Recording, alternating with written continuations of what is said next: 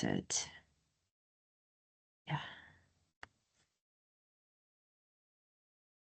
Okay. So again, hello and welcome everyone. So the talk today is our first in the series of many events that we're running this year in the Digital Society and Culture Research Group. And could I just ask everyone who just joined to please mute themselves so we can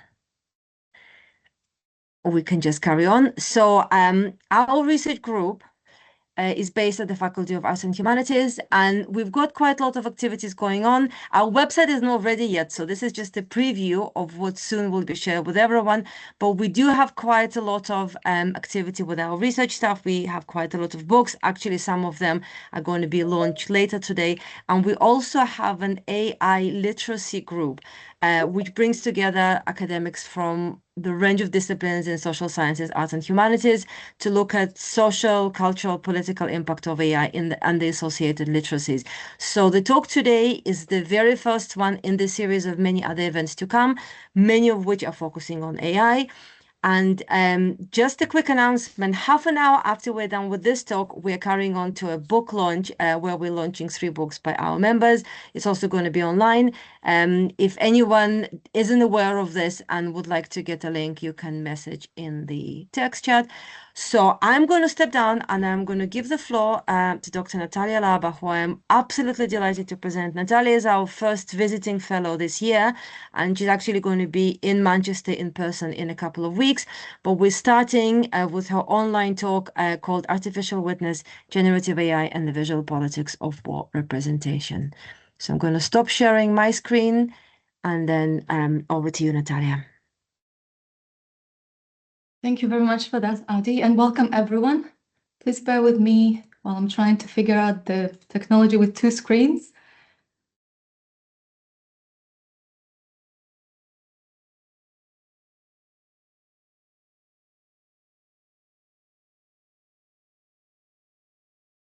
Okay, you should see my screen now, and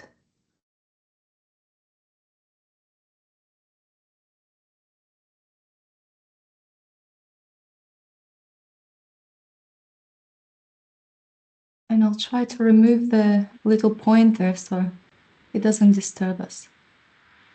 Okay, Adi, how's that looking? Okay, brilliant. Looks very good. Yeah, we're good to go. Okay.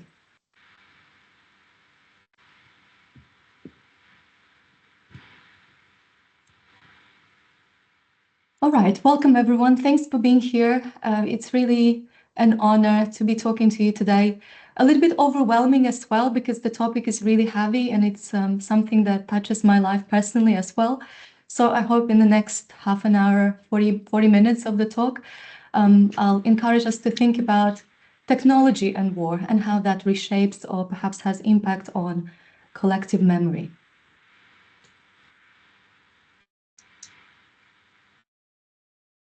So to start with, many of you would be familiar with this image. And really, public perception and understanding of wars and conflict, as well as humanitarian crisis and human rights abuses, is closely tied to the images that come out of such atrocities. And really, our ability to care for others is closely linked to our visual witnessing of this suffering. Images are used both to document events and to engage and move audiences elsewhere, whether for public awareness, political agenda setting, or fundraising. Iconic war images like this one, the Afghan girl, remain as relevant today as they were many years ago. In Sharbat Gula's eyes, one can see the suffering of children during the war, and to a larger extent, the negative side of all military conflicts. AI-generated images like the one you see on this slide, to some extent promise to address dilemmas such as access to what one can photograph during military conflicts and wars, producing illustrations where real photographs cannot be taken.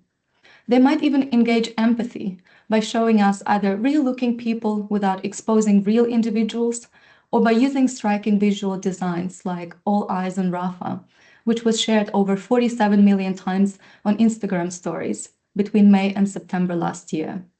in order to draw international attention to the atrocity of the Israel-Hamas war. But AI images of war differ from human-produced photography in a number of ways. And one of the most immediate differences is the technology involved in their production. Perfect. Thank you for that. And as AI images of war and conflict increasingly proliferate our public sphere, we must question to what extent these images contribute to or compromise the two fundamental purposes images of war serve, namely to document and mobilize empathy, where we can be thinking about traditional photography that came to stand in for both the immediacy of experience and the memories that could be called forth after, as Susan Sontag argued in On Photography a generation ago. In Frames of War, Judith Butler invites us to think about agentive powers of the technologies of war. And here I put some quote for us to unpack. Judith Butler says, any effort to understand must consider how wars are waged and the technology of war. But to understand the operation of technology, we have to consider how it works on the field of the senses. And she asks, what is formed and framed through the technological grasp and circulation of the visual and the discursive dimensions of war? Butler's argument here highlights that the processes of capturing and circulating information are often strategic, shaping whose lives are deemed meaningful and whose existences are marginalized or erased entirely. In other words, the act of representation determines visibility. But in contrast to overt technologies of warfare that target people and infrastructure, generative AI introduces subtler mechanisms for shaping perceptions and narratives by mobilizing representational and discursive dimensions of war through AI-generated images. And to start unpacking representational and discursive dimensions of AI-generated images of war, we need to look at rhetorical construction of technology. It can also be referred to as mythology that surrounds the production of such images. At face value, generative AI is a new large-scale cultural production tool, and it's the only scare quote that I put here, although I have very strong opinions about this particular framing of AI.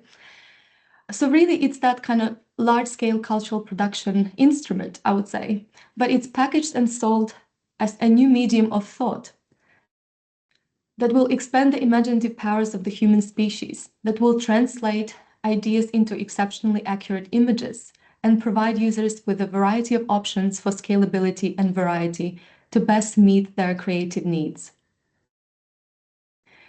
And this kind of discourses of enchanted determinism, as Campolo and Crawford call them, helps AI companies to appeal to public imagination by framing AI as magical. What we also observe is that claims about accuracy and superhuman creativity are increasingly paired with the inability to understand how this technology works. The magic of visual generative media and AI lies in their enigmatic and unpredictable processes, manifested in verbal discourses of AI as a creativity companion, but also in subtler visual cues, like a sparkler emoji that you would see across many generative AI features that represents AI in general.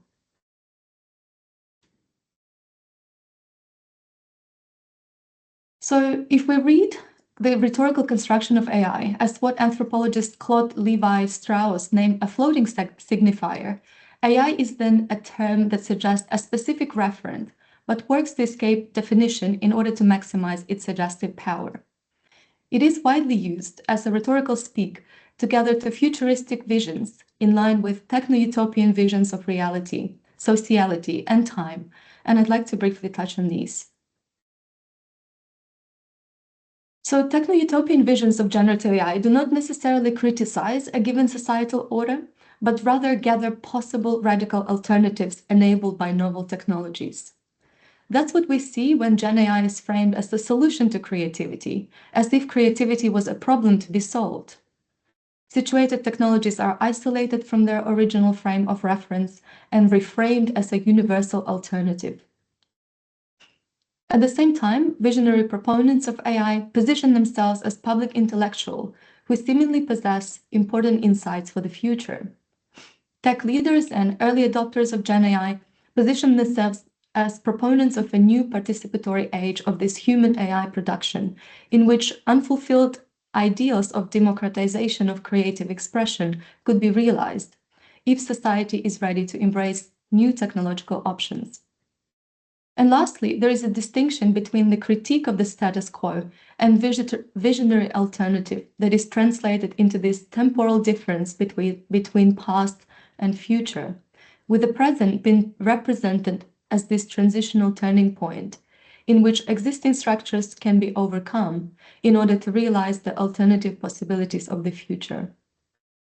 Such contemporary visions are decoupled from our past experiences with technologies and disappointments, with previous techno-utopias, such as social media, for example. And these are either forgotten or attributed to difficulties in the past that have since been overcome. In this way, the discourses of technovisions portray technological progress as inevitable, becoming cultural mythologies. And this rhetorical construction of the proximate future, a future that is indefinitely postponed, allows technology companies to assume that certain problems will simply disappear of their own accord. Questions of usability, regulation, resistance, adoption barriers, socio-technical backlashes, and other concerns are erased.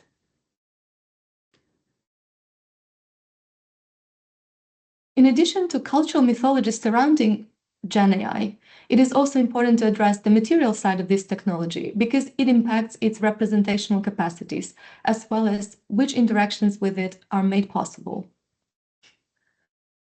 As many of you would know, current AI-enabled image generators draw on text-to-image diffusion models, which represent a subclass of deep neural networks, a type of AI modeled on the human brain.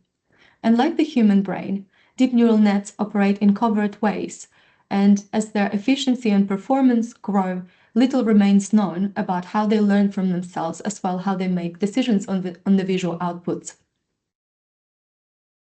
And to briefly exemplify this process, for an image generator to be able to respond to a prompt, in this case, war in Ukraine, August 2023, that you see in figure E, it had to be trained on hundreds of millions of images, known as training data, scraped from the web, and more often than not, riddled with biases and privacy issues. During training, generative AI models used multi-layered neural networks to analyze patterns in this training data, known as deep learning, marked in figure B. Earlier layers here process raw data, while later layers refine representations. During image generation itself, the model operates in a latent space known as C, which is a compressed representation of the data, where the model refines noisy inputs into coherent outputs. The model starts with a visual noise and iteratively removes it to create an image based on the prompt. And this particular space is the only direct interaction users of Gen AI have with the system, while the underlying processes remain hidden. So to summarize, AI-enabled image generation is a really opaque process where image production happens through machine identification of the metrics that separate images in the mathematical space of this training data set, the machine-initiated introduction of the variables introduced in this multidimensional space to improve its algorithmic performance and image recognition, and then subsequent generation of images from verbal prompts introduced by different human users.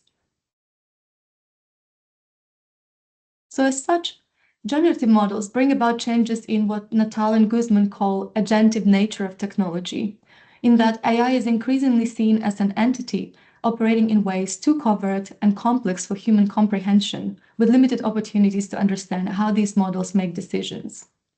And because of this algorithmic opacity, there is a perpetual tension between the perceptual bias in the machine system and its capacity to represent the world, and the assumed ways of seeing or the diverse range of perspectives that the system lacks the capacity to represent. And this brings us to the guiding question that I wanted to talk to you about in this talk, So given this limited access to the underlying infrastructure of Gen AI models, as well as this particular rhetorical construction of this technology that proliferates media, as well as what we hear from the tech leaders, how can we then navigate, assess, and understand the cultural impact of AI-generated images of war? And perhaps more importantly, what happens to our collective memory when generative AI is used to create scenes of war, destruction, and human suffering, scenes that have never actually happened? But first off, why am I asking these questions?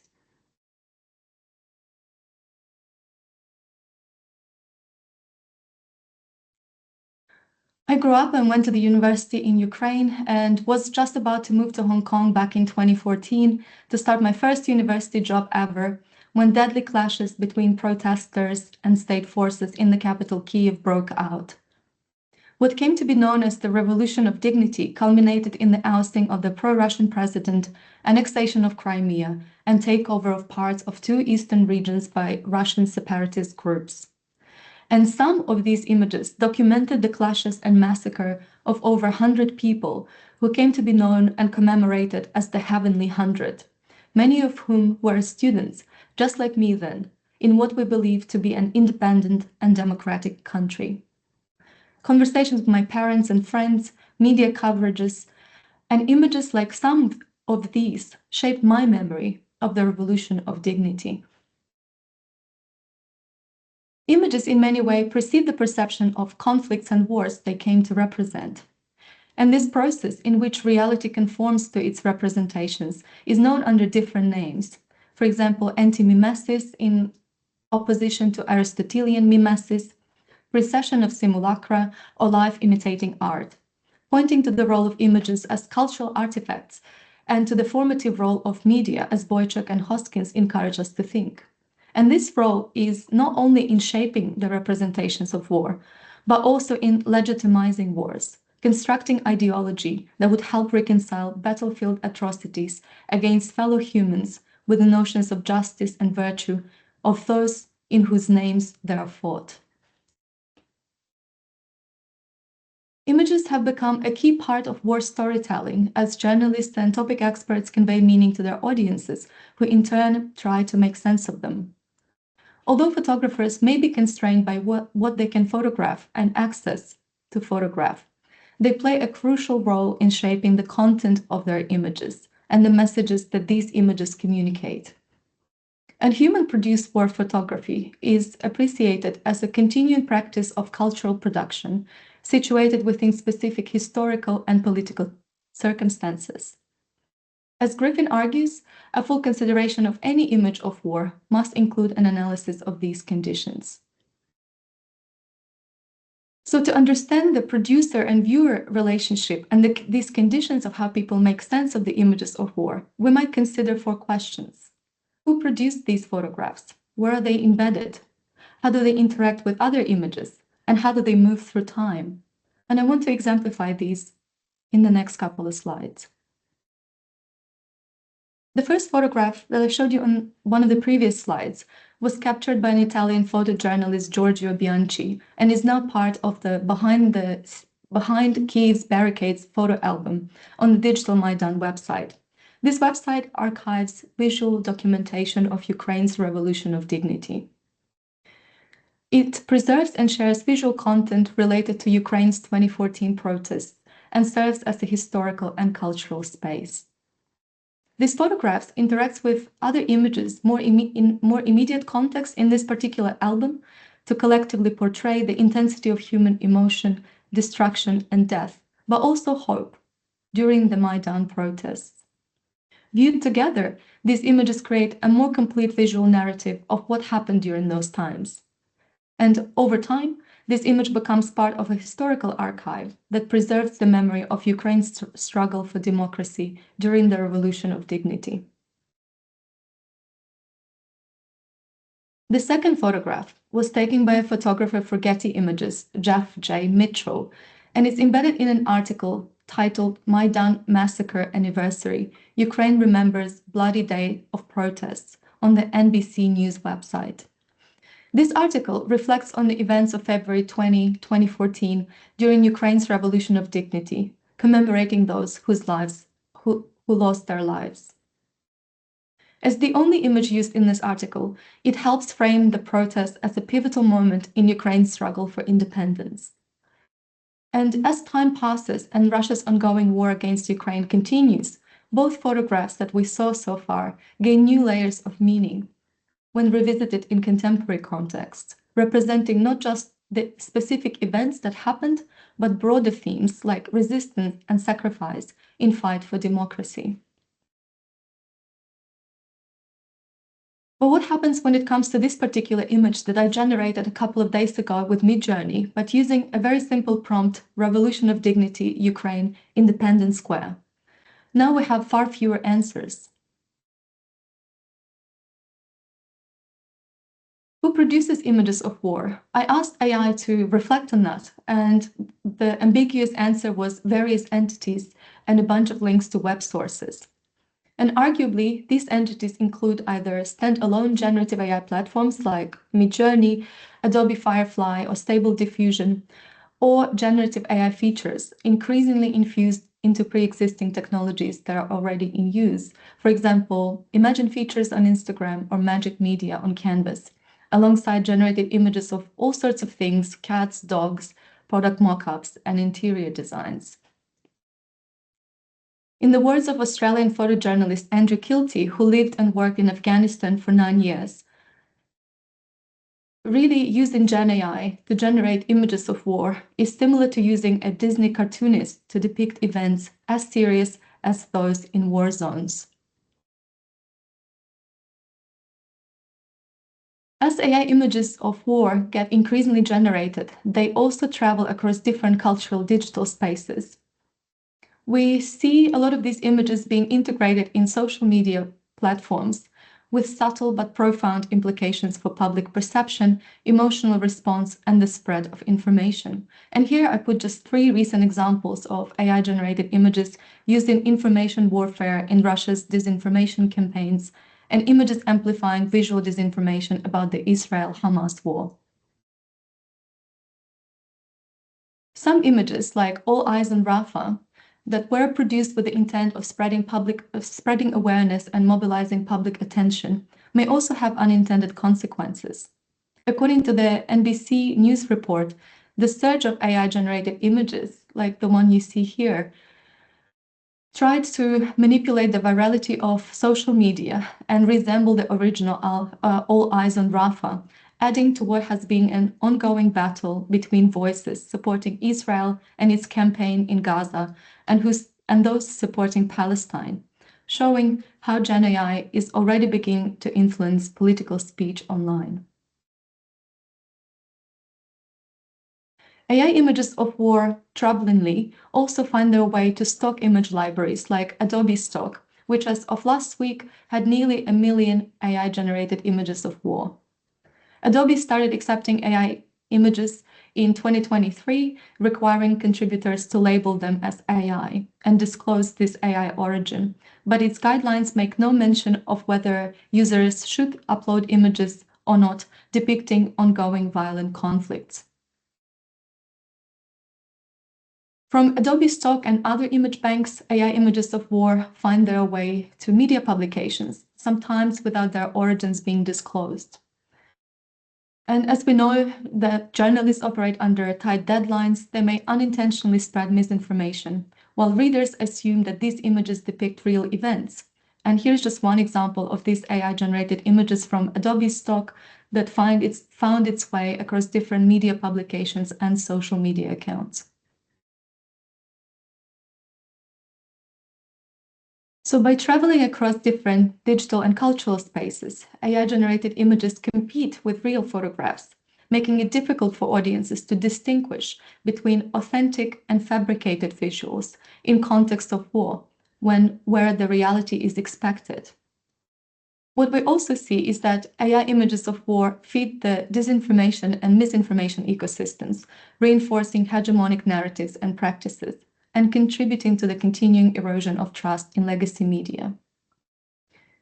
Writing in 2023, Makotek and colleagues already predicted this phenomenon, And they said that we can expect not only a rapid increase of content engaging with memory and past suffering, but also significant challenges in distinguishing between human and AI-made content. And in the words of conceptual artist Philip Toledano, the very existence of AI has rendered both history and facts infinitely elastic. Simultaneously, everything is true and nothing is true. And lastly, how do AI images of war move through time? This question is perhaps most challenging given that this technology is so recent. But if we accept an invitation from Andrew Dudney and Katrina Sloos in their edited collection, The Networked Image in Post-Digital Culture, we can think of AI images as networked images, images that are both multimodal and transmedial, and whose meanings arise from network relations between software, hardware, code, programmers, platforms, and users.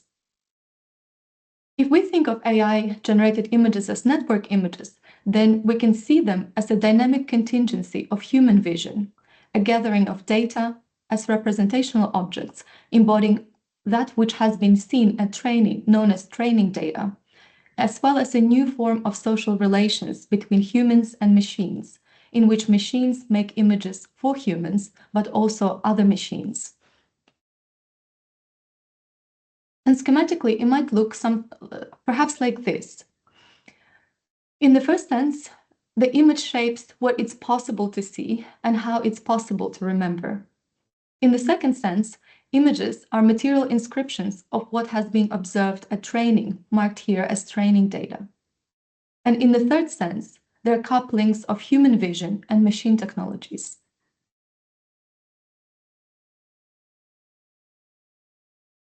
And the argument I want to share with you today is that by using AI as an instrument for seeing and for assessing how well we can see, we can study representation in AI-generated images of war to understand their possibilities, which aspects of wars might be remembered and which might be forgotten as these images become part of a broader media ecosystem.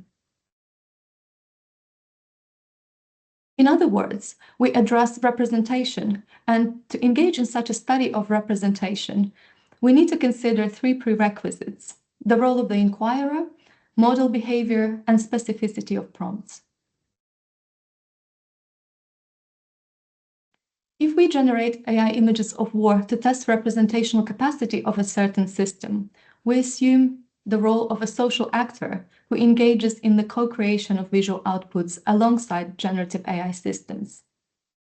As researchers, we need to recognize that AI-generated images are not straightforward extrapolations from existing technology, but a contingent outcome of a series of social, political, and organizational factors. Secondly, there is also a need to consider the model behavior, since each model, even of the same platform like Midjourney, behaves differently after it learns new patterns from new data. And due to the limited possibilities to tap into the system infrastructure, such information can be gathered from official documentation and user guides, self-experimentation, as well as digital ethnography, where we interrogate knowledge shared by other users. And lastly, we need to pay close attention to the prompts that we design to generate such images. And these prompts can be either abstract or concrete, short or detailed, hypothetical and scenario-based, or experimentally biased or non-biased. And I will exemplify what I mean by these as I outline to you two research designs.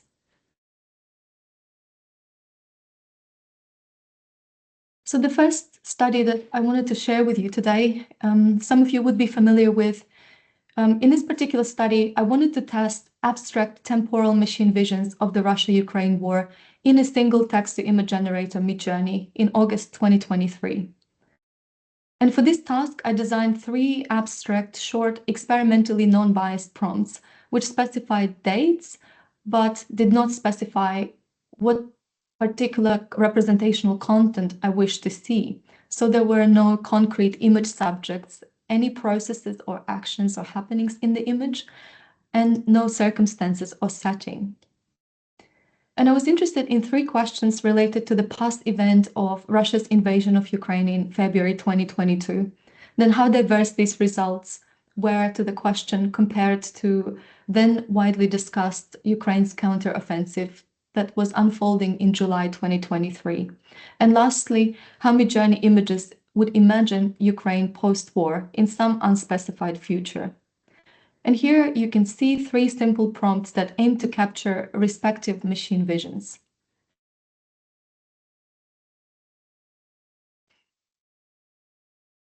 Very briefly, I just share a coding frame or annotation schema with you, which was adopted from Creston Van Leeuwen's visual grammar to document machine visions in relation to particularly how image subjects are positioned relative to the viewer, looking at contact, presence or absence of eye contact, social distance or the distance between the image subject and the viewer, and attitude or the choices across horizontal and vertical axes based on a grid principle of visual composition.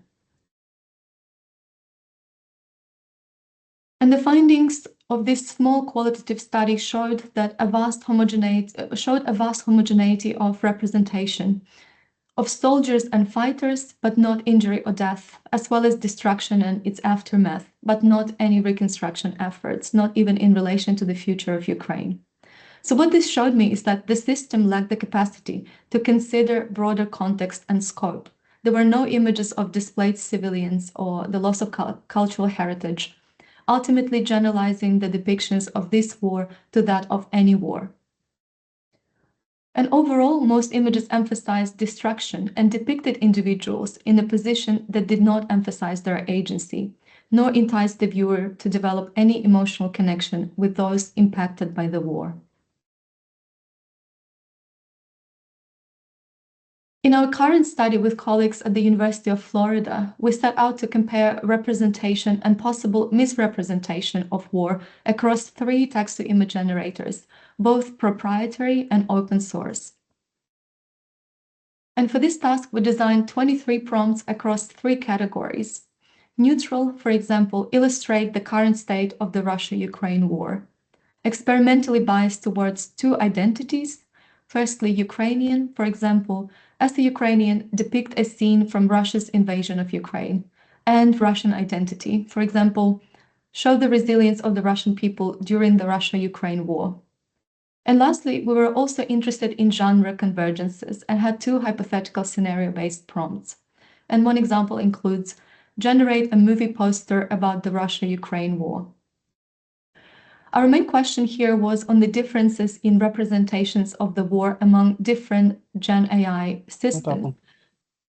But we were also trying to find out how often these systems refuse to provide visual outputs and to which prompts particularly, in order to get an insight into possible guardrails in place for generating politically sensitive content. Very briefly on our annotation scheme, we designed the preliminary annotation scheme based on 35 images from a test set to describe general themes as well as content-related aspects that describe image subjects. Then the final annotation model was iteratively developed to describe data at higher levels of abstraction, where we aim to capture the structural configurations and visual elements, and subsequently compare these findings to the patterns in visual data with the modifiers in the prompts. And some preliminary insights to share with you. First off, Adobe Firefly seemed to have the most restrictions in place, often rejecting prompts mentioning the Russia-Ukraine war, and especially political leaders. But interestingly, it was also obscuring representations of war by placing image subjects in peaceful settings devoid of any signs of conflict, which you can see in the top left corner here. And the prompt had to do with the prompt that was biased towards the Russian identity user. Midjourney tended to favor Ukrainian perspective, even in neutral, non-biased prompts, and added Ukrainian flags in images to experimentally biased prompts towards Russian perspective. Lastly, stable diffusion, which is the open source model, which means a lot of users can contribute and they can understand how this model kind of operates. This particular system did not reject any of our prompts, but the quality of the outputs was pretty bad. Similar to the previous study, most images emphasized militaristic aspects of the Russia-Ukraine war, depicting soldiers who were predominantly male, adult, and conventionally attractive, but distant from the viewer, presented to be observed but not as someone who you should develop any emotional connection with. One notable distinction was in depictions of political leaders at personal distance, Zelensky, versus socio-consultative distance, Putin, which then positions the viewer to relate to them in a particular way. Results to the hypothetical scenario prompts were particularly interesting, often depicting soldiers wearing what resembled military uniforms from the 19th century, especially during the later Tsarist era. You can see in the bottom right image here. So it appeared that generative AI interpreted some prompts as grounded in Ukrainian and Russian military history rather than the current war. And on the whole, again, the study is still unfolding, but so far we found that image generators depicted a sanitized view of the war, omitting graphic elements such as death, injury, or bloodshed, as well as excluding critical elements such as depictions of refugees or children, and focusing on urban areas, misrepresenting the full scope of the war.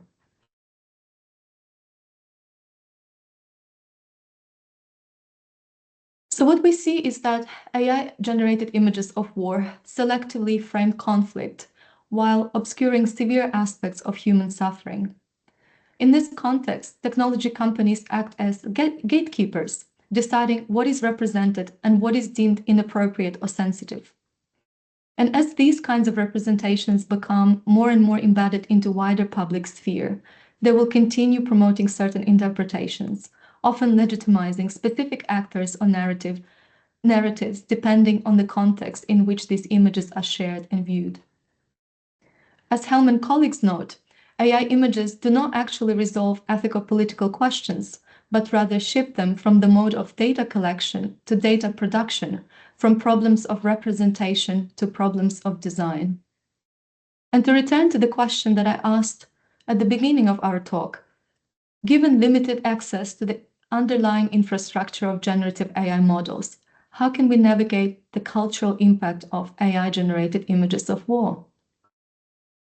And I hope to have shown you that some of the answers, or one possible answers, could be that by using AI as an instrument for seeing and for assessing how well we can see, we can address representation in AI-generated images of war, which hold clues to their possibilities for remembering.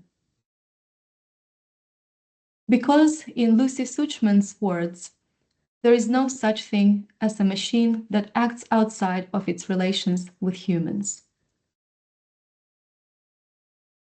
Thank you so much for your attention. And if you'd like to access these slides as well as the reference list, you can scan the QR code or go to my website and find the slides and references there.